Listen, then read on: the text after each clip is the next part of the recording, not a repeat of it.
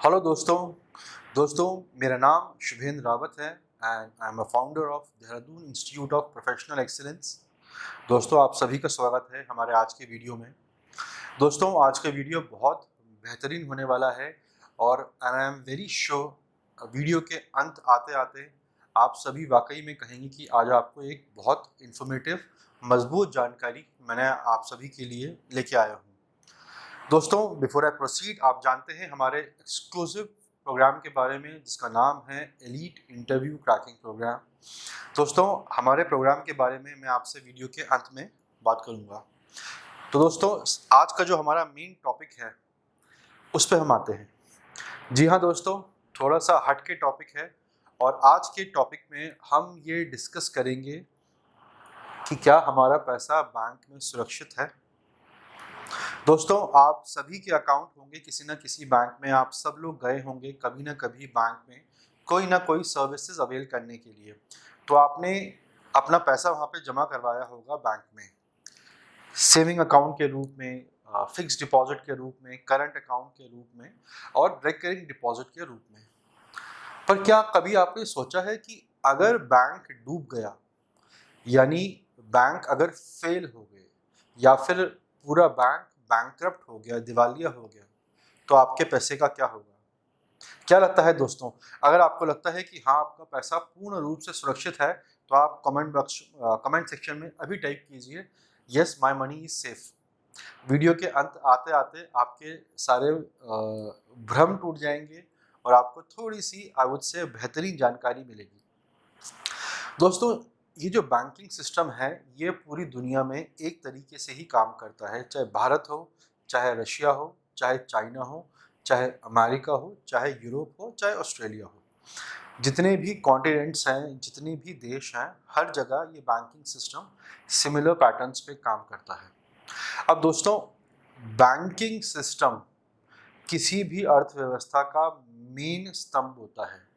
जितनी भी पूरी की पूरी अर्थव्यवस्था है किसी देश की, वो बैंकिंग के इर्द गिर्द ही घूमती है। आपकी जो भी इंडस्ट्री हो, जो आगे बढ़ रही हो, चाहे सर्विसेज हो, चाहे मैन्युफैक्चरिंग हो, वो बैंकिंग के सहारे ही आगे बढ़ती है। तो हम ये कह सकते हैं कि बैंकिंग सबसे महत्वपूर्ण इंडस्ट्री है भारत में और हर देश के लिए। दोस्तों जो हम अकाउंट्स ओपन करते हैं बैंक्स में, चाहे सेविंग अकाउंट, चाहे करंट अकाउंट, चाहे फिक्स डिपॉजिट, चाहे रिकरिंग डिपॉजिट, ये जितने भी अकाउंट्स हैं दोस्तों, बैंक इन पैसे को आगे लोन के रूप में देता है। अगर आपको इन डेप्थ चाहिए वीडियो कि बैंकिंग कैसे काम करती है, आप मेरे चैनल पर जाकर व्हाट इज़ बैंकिंग का इन डेप्थ वीडियो भी आप देख सकते हैं। दोस्तों हमारा पैसा बैंक में सुरक्षित भी है और हम कह सकते हैं सुरक्षित नहीं भी है। दोस्तों आने वाली स्लाइड्स में, आने वाले समय में वीडियो में आपको पूरी जानकारी मिल जाएगी। अब दोस्तों भारत में बैंकिंग सिस्टम बहुत मजबूत सिस्टम है आप कह सकते हैं, और भारत सरकार की बहुत कंट्रोल निगरानी में ये सिस्टम को आरबीआई रन करता है। तो भारत में डिपॉजिटर यानी आपके मेरे इंटरेस्ट को ध्यान में कौन रखता है, बैंक्स पे नकेल डाल के कौन रखता है कि बैंक्स को नुकसान ना हो जाए? दोस्तों आपके सामने ये आरबीआई की इंडिपेंडेंट बॉडी है जो आरबीआई ही गवर्न करता है, deposit insurance and credit guarantee corporation. दोस्तों DICGC, deposit insurance and credit corporation. अब दोस्तों जो भी पैसा आपका बैंक में रखा हुआ है आपने सुरक्षित, मैं आपको देरी ना करते हुए ये बता देता हूँ कि आपका जितना भी पैसा रखा हुआ है किसी भी बैंक में, उसका सिर्फ 5 लाख रुपए तक ही सुरक्षित है। यानी कि दोस्तों अगर आपका पैसा बैंक में रखा हुआ है, मान लेते हैं आपका अकाउंट है स्टेट बैंक ऑफ इंडिया में और आपने स्टेट बैंक ऑफ इंडिया में 10 लाख रुपए रखे हुए हैं, तो आपका पैसा 5 लाख रुपए तक ही सुरक्षित है। अगर स्टेट बैंक ऑफ इंडिया दिवालिया हो गया तो आपको स्टेट बैंक ऑफ इंडिया से सिर्फ 5 लाख रुपए ही मिलेंगे। है ना दोस्तों, थोड़ा सा शॉकिंग, इनफैक्ट काफ़ी शॉकिंग। दोस्तों कई चीज़ें जनता को, आम पब्लिक को नहीं पता होती, ठीक है। ये जो इंडिपेंडेंट ऑर्गेनाइजेशन है DICGC, ये RBI के रिजर्व बैंक ऑफ इंडिया के अंतर्गत पूरे कंट्रोल में ही काम करती है और इसका उद्देश्य है कि मेरे आपके जैसे डिपॉजिटर जिन्होंने अपना बैंक में पैसा रखा हुआ है वो उनका पैसा सुरक्षित रहे।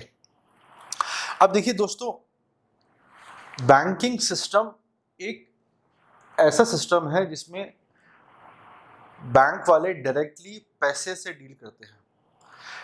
तो दोस्तों, ये कहानी पुरानी शुरू होती है। जब भारत आज़ाद हुआ था तो उस समय सारे बैंक्स प्राइवेटाइज थे। धीरे धीरे बैंकिंग सिस्टम आपका सरकार के कंट्रोल में आ गया। जैसे कि 1969 में इंदिरा गांधी ने कई मेजर बैंक्स को नेशनलाइज किया था, जिसमें से कि पंजाब नेशनल बैंक भी था, और 1980 में दोबारा इंदिरा गांधी ने कई बैंक्स को नेशनलाइज किया। तो ये जो deposit insurance and credit guarantee corporation है, ये 1961 में इसको स्थापित किया गया था दोस्तों। और इसको स्थापित करने का मुख्य उद्देश्य ये था कि जिन भारतीय नागरिकों ने, डिपॉजिटर्स ने बैंक में अपना पैसा रखा हुआ है, उनका पैसा बैंक में सुरक्षित रहे। क्या होगा अगर बैंक डूब जाएगा? तो मुख्य उद्देश्य DICGC का ये है कि डिपॉजिटर का पैसा बैंक में सुरक्षित रहे। दोस्तों, दो मुख्य फंक्शन होते हैं DICGC के। पहला फंक्शन होता है कि जो बैंक्स के डिपॉजिट हैं, जैसे कि दोस्तों आप देख पा रहे होंगे, जो भी बैंक्स के डिपॉजिट हैं,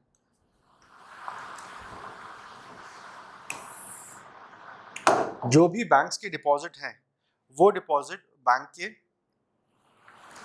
सुरक्षित रहें। अब अगर हम डेफिनेशन पर जाएं DICGC की, मैंने आपको बताया कि इनका मुख्य उद्देश्य है कि सारा डिपॉजिटर का इंटरेस्ट की देखभाल की जाए। ऐसा तो नहीं कि किसी प्राइवेट प्लेयर ने बैंक ओपन किया और डिपॉजिटर का पैसा लेके भाग गया, तो फिर तो पूरी अर्थव्यवस्था दोस्तों भारत की बिल्कुल नीचे आ जाएगी, बैठ जाएगी। तो DICGC का दोस्तों जो मिशन होता है वो है to contribute to financial stability by securing public confidence in the banking system. Very important दोस्तों, अगर मैं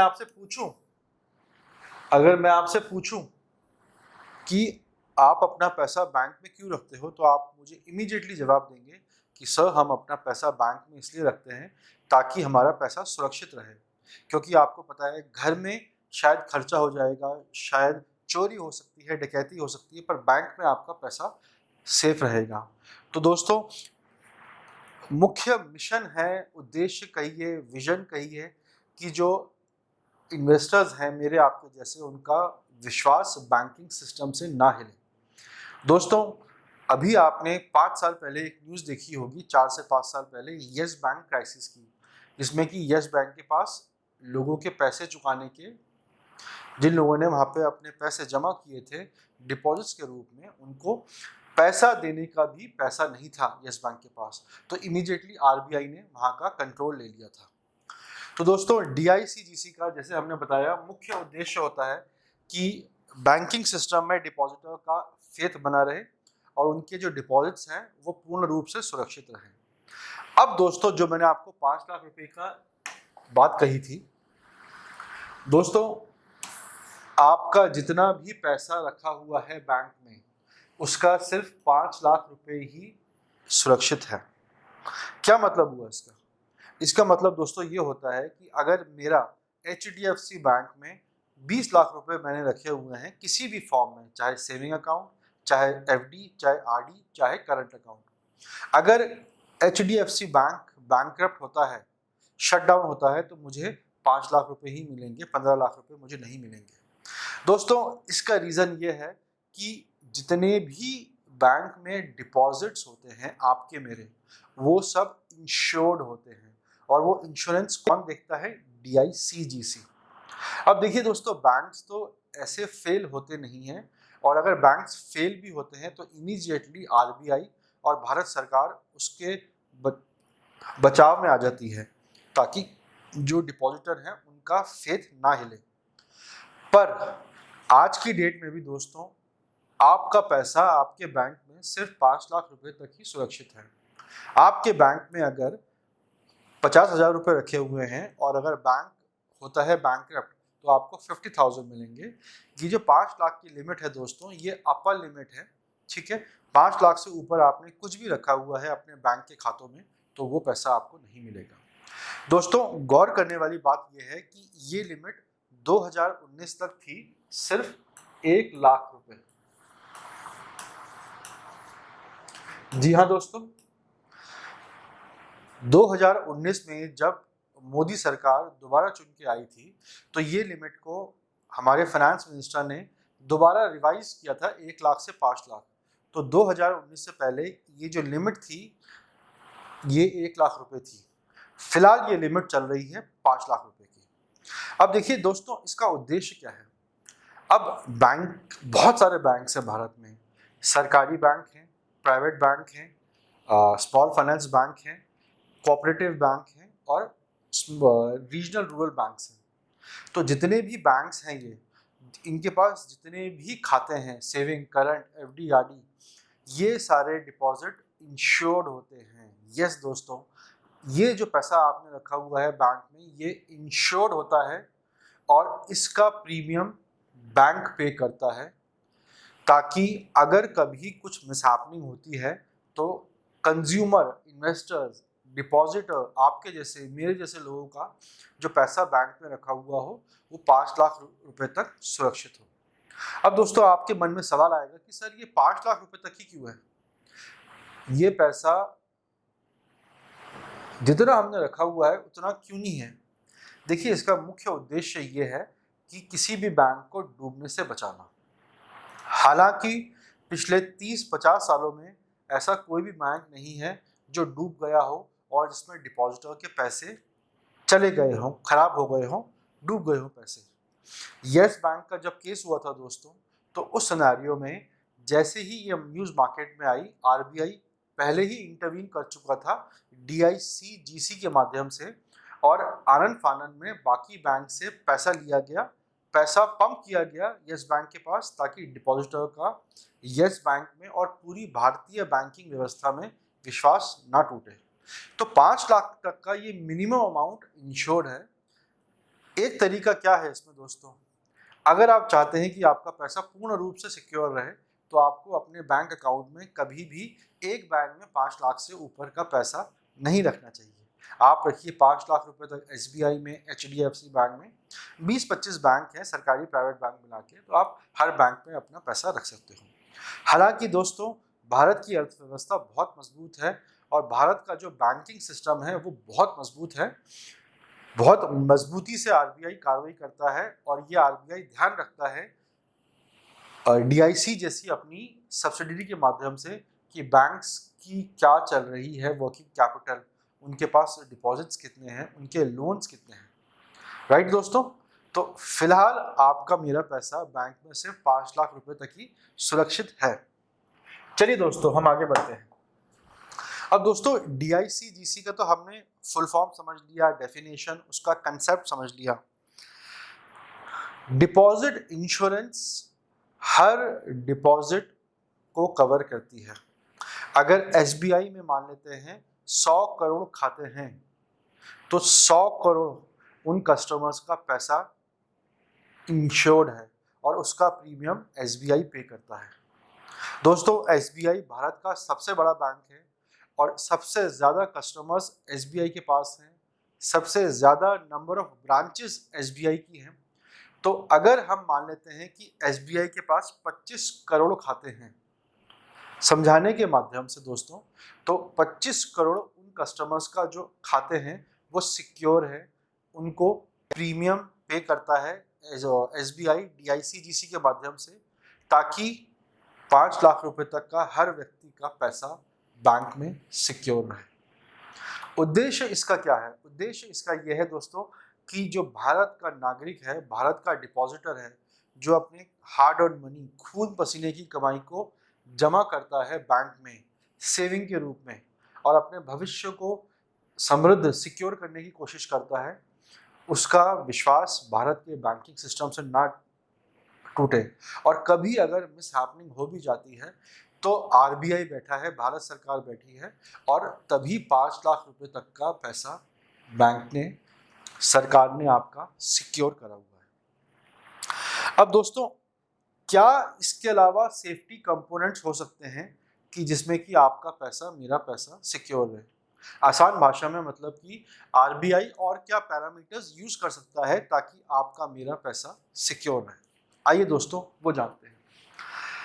अगर दोस्तों हम देखेंगे, डिपॉजिट इंश्योरेंस तो एक फैक्टर हो गया, ठीक है, कि आपका मेरा पैसा इंश्योर्ड है 5 लाख रुपए तक। ये दोस्तों एक फैक्टर हो गया। दूसरे फैक्टर्स होते हैं कि सबसे पहले डीआईसीजीसी फाइनेंशियल स्टेबिलिटी को प्रमोट करता है, मॉनिटर करता है, ताकि डिपॉजिटर का इंटरेस्ट कंट्रोल में रहे और बैंक के पास सफिशिएंट पैसा रहे, लिक्विडिटी रहे। कभी भी ऐसा ना हो कि कोई कस्टमर बैंक में आए और कस्टमर को पैसा ना मिले। इसको दोस्तों थोड़ा सा माहिर बारीकी से समझते हैं। डीआईसीजीसी का पहला उद्देश्य तो हो गया कि 5 लाख रुपए तक की सबका डिपॉजिट इंश्योर्ड है, पर डीआईसीजीसी इसके अलावा बहुत सारे स्टेप्स लेता है ताकि ऐसी नौबत ही ना आए कि कभी ये 5 लाख का इंश्योरेंस पे करना पड़ जाए। तो वो हर बैंक की जो बैलेंस शीट है, हर बैंक का जो ऑडिट है, वो करता रहता है और वो देखता रहता है कि हर बैंक की फाइनेंशियल स्थिति कैसी है। ये जो यस बैंक का क्राइसिस हुआ था, या फिर आपने महाराष्ट्र में सुना होगा Punjab, I think Punjab cooperative bank था महाराष्ट्र का, तो वहाँ भी सेम सिनेरियो हो गया था जहाँ पे कि बैंक के अधिकारियों ने फ्रॉड करके कुछ ऐसा कर दिया था कि बैंक के पास अब कस्टमर को पे करने के लिए पैसा नहीं थे। इमीडिएटली आरबीआई ने अपना इंटरवीन किया था और उस स्थिति को संभाल लिया गया था। तो आरबीआई डीआईसीजीसी के माध्यम से दोस्तों सारी बारीकी से नज़र रखता है बैंक्स के ऊपर, बैंक्स की फंक्शनिंग के ऊपर, कि बैंक्स कैसे काम कर रहे हैं, कुछ फ्रॉड तो नहीं हो रहा है, कोई इन्फॉर्मेशन ये तो नहीं है कि कंसर्न बैंक ने आरबीआई से, डीआईसीजीसी से, मिनिस्ट्री ऑफ फाइनेंस से, भारत सरकार से छुपाई हो। तो ये पूरी जानकारी कौन करता है? डीआईसीजीसी करता है। इसके साथ साथ दोस्तों, lender of the last resort facility. दोस्तों आपने आरबीआई का एक फंक्शन पढ़ा होगा कि आरबीआई को कहा जाता है बैंक्स का लेंडर ऑफ लास्ट रिजॉर्ट। दोस्तों कभी भी अगर बैंक के पास पैसे की कमी हो जाती है तो बैंक्स आरबीआई के पास जाता है और आरबीआई से पैसा बोरो करता है और उस पैसे के द्वारा कस्टमर्स को भुगतान कर देता है। इसको दोस्तों हम आसान भाषा में समझते हैं कि यस बैंक का हम एग्जांपल लेते हैं। यस बैंक ने मान लीजिए लोन दिया 100 रुपये का, ठीक है। अब उसने 100 रुपये का लोन दिया, लोन उसने उसी पैसे से दिया जो पैसे कस्टमर्स ने डिपॉजिट के रूप में जमा किए थे। अब मान लीजिए एक समय पे बहुत सारे कस्टमर्स आ गए पैसा विड्रॉ करने के लिए और उस समय यस बैंक के पास पैसा नहीं था, या फिर जो उसने लोन दिए थे वो लोन एनपीए हो गए थे, नॉन परफॉर्मिंग एसेट हो गए थे। तो उस सिनेरियो में यस बैंक आरबीआई के पास जाता है और जो आरबीआई का फंक्शन है lender of last resort, RBI अपनी पावर को एग्जीक्यूट करता है और उसके बाद आरबीआई जो पैसा होता है उधार के रूप में यस बैंक को दे देता है। और यस बैंक की स्थिति तब तक मान लीजिए सही हो जाती है, कस्टमर को भी अपना पैसा मिल गया और जो उधार दिया था यस बैंक को आरबीआई ने, वो ब्याज समेत आरबीआई को वापस कर देता है। दोस्तों घबराने की बात नहीं है, भारत का बैंकिंग सिस्टम बहुत मजबूत है, ठीक है। हम वो देश नहीं है, ठीक है, जैसे कि बांग्लादेश, पाकिस्तान, श्रीलंका, नेपाल, जहाँ पे की स्थिति बहुत डाइसी है, बहुत डामाडोल है, ठीक है। तो दोस्तों आई होप यहाँ तक आपको डीआईसीजीसी का काफ़ी फंक्शन समझ में आ गया होगा और आपकी कुछ तो आंखें खुली गई होंगी कि हमारा आपका पैसा सिर्फ 5 लाख रुपए तक ही इंश्योर्ड है बैंक में। चलिए दोस्तों, अब कौन कौन से बैंक रजिस्टर्ड होते हैं डीआईसीजीसी के पास? दोस्तों जितने भी बैंक हैं उनको आरबीआई से लाइसेंस लेना अनिवार्य होता है अपनी सर्विसेज स्टार्ट करने के लिए। कोई भी ब्रांच खोलने से पहले हर बैंक के मैनेजमेंट को, प्रोमोटर्स को आरबीआई से लाइसेंस लेना अनिवार्य होता है, चाहे वो प्राइवेट सेक्टर बैंक हो चाहे वो पब्लिक सेक्टर बैंक हो, चाहे वो कोऑपरेटिव बैंक हो, चाहे वो स्मॉल फाइनेंस बैंक हो, चाहे वो रीजनल रूरल बैंक हो।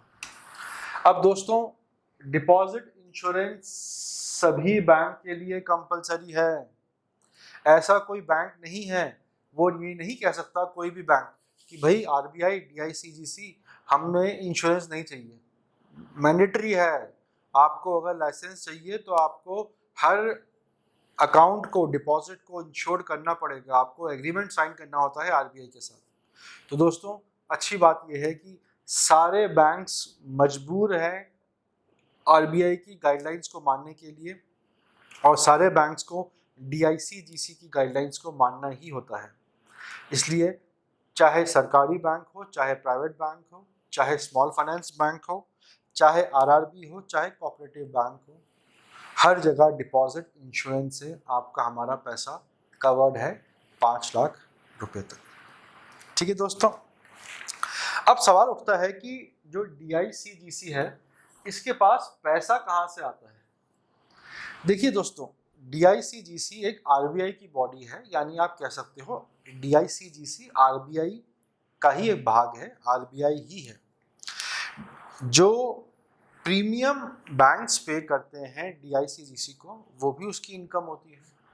फिर जो पैसा उसको आरबीआई से मिलता है वो भी उसकी इनकम होती है, और इन सब पैसे को जब डीआईसीजीसी आगे इन्वेस्ट करता है, उससे जो उसको रिटर्न मिलते हैं वो भी उसकी इनकम होती है।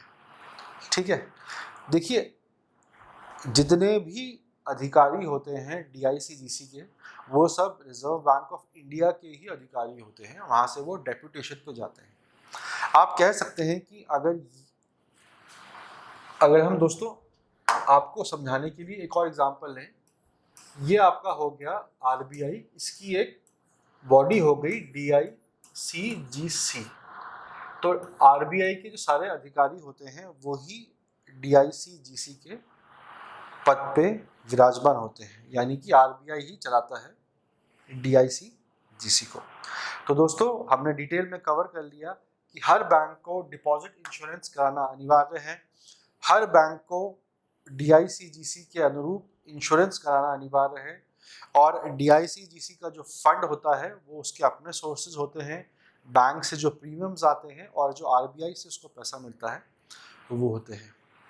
इसके साथ साथ दोस्तों, जो डीआईसीजीसी के अधिकारी होते हैं वो सब रिजर्व बैंक ऑफ इंडिया के ही अधिकारी होते हैं। दोस्तों, आई होप आज के वीडियो में आपको एक मजबूत जानकारी मिली होगी कि एग्जैक्टली आपका डीआईसीजीसी एग्जैक्टली क्या होता है। देखिए दोस्तों, जो आरबीआई है, आरबीआई भारत में सबसे बड़ी वित्तीय संस्थाओं में से एक है। आरबीआई पूरा बैंकिंग सिस्टम को, आरबीआई पूरा मनी मार्केट को, आरबीआई आपका पूरा नॉन बैंकिंग फाइनेंशियल मार्केट को कंट्रोल और गवर्न करता है। और आरबीआई का जो गवर्नर होता है वो डायरेक्टली रिपोर्ट करते हैं आपके फाइनेंस मिनिस्टर को या फिर फाइनेंस सेक्रेटरी को। तो जो डीआईसीजीसी है ये एक इंडिपेंडेंट बॉडी है जो भारत सरकार के अंतर्गत आती है। आरबीआई की एक अंडरटेकिंग है जिसका मुख्य उद्देश्य होता है कि भारत के जो बैंकिंग के डिपॉजिटर्स हैं उनका पैसा सुरक्षित रहे, बैंक्स की जो फाइनेंशियल स्टेबिलिटी है उसका भी ख्याल रखते हैं। हर बैंक्स को अपनी रिपोर्ट सेंड करनी होती है, हर बैंक का आरबीआई ऑडिट करता है और वो ये चेक करने की कोशिश करता है कि इस बैंक में रिस्क कितना है। अगर कोई बैंक दोस्तों रिस्की लगता है आरबीआई को, डीआईसीजीसी को, तो अकॉर्डिंगली इमीडिएट एक्शंस लिए जाते हैं। दोस्तों, मैं आपके लिए डिटेल में यस बैंक की भी एक केस स्टडी लेके आऊँगा कि यस बैंक का जो क्राइसिस हुआ था उस क्राइसिस का क्या रीज़न था और इमीडिएटली आरबीआई ने क्या क्या कार्रवाई करी डीआईसीजीसी के माध्यम से, ताकि फेथ इन डिपॉजिटर का यस बैंक से ना हिले और उनका फेथ भारत के बैंकिंग सिस्टम से ना हिले। तो दोस्तों, आज जाके अपने माता पिता से पूछिएगा कि आपके पैसे बैंक में कितने सुरक्षित हैं, तो वो कहेंगे कि पूरा सुरक्षित है। तो उनको आज आप बताइएगा कि सिर्फ 5 लाख रुपए तक ही आपका पैसा किसी भी बैंक में सुरक्षित है। परेशान होने वाली बात नहीं है दोस्तों। इसका रीज़न जैसे मैंने आपको बताया कि 5 लाख रुपए एक बड़ा अमाउंट है और बैंक्स आसानी से भारत में फेल होते नहीं हैं। अगर फेल होंगे भी तो आरबीआई बैठा है उसको कॉम्पेंसेट करने के लिए। ये आप समझ लीजिए कि ये एक तरीके से कभी कोई बुरा समय आ गया उसकी तैयारी है। दोस्तों, श्रीलंका में क्या हुआ आपने देखा कि पूरी इकोनॉमी ठप पड़ गई थी, इन्फ्लेशन आसमान को छू रहा था क्योंकि वहाँ पे करप्ट ऑफिसर्स थे, करप्ट पॉलिटिशियंस थे और वहाँ का बैंकिंग तंत्र भी इतना मजबूत था नहीं। दोस्तों, आई होप आज का वीडियो आपको पसंद आया होगा। दोस्तों, अगर आपको मेरा आज का वीडियो पसंद आया है, आपको कोई कुछ मजबूत जानकारी मिली है, तो मैं आपसे रिक्वेस्ट करूँगा कि आप मेरे इस वीडियो को लाइक कीजिए। दोस्तों, हमारे चैनल को सब्सक्राइब कीजिए। हम मजबूत कंटेंट लाते रहेंगे और हमारा जो ऑडियंस है वो प्राइमरीली यूथ है जो जॉब ढूंढ रहा है। दोस्तों, आप जानते हैं हमारे एक्सक्लूसिव प्रोग्राम के बारे में, इसका नाम है एलीट इंटरव्यू क्रैकिंग प्रोग्राम। दोस्तों, अगर आप ज्वाइन करना चाहते हैं मेरे इस प्रोग्राम को जहाँ पे आपको एक मजबूत तैयारी मिलेगी, तो आप हमें कांटेक्ट कर सकते हैं। हमारा मोबाइल नंबर है 8433478919।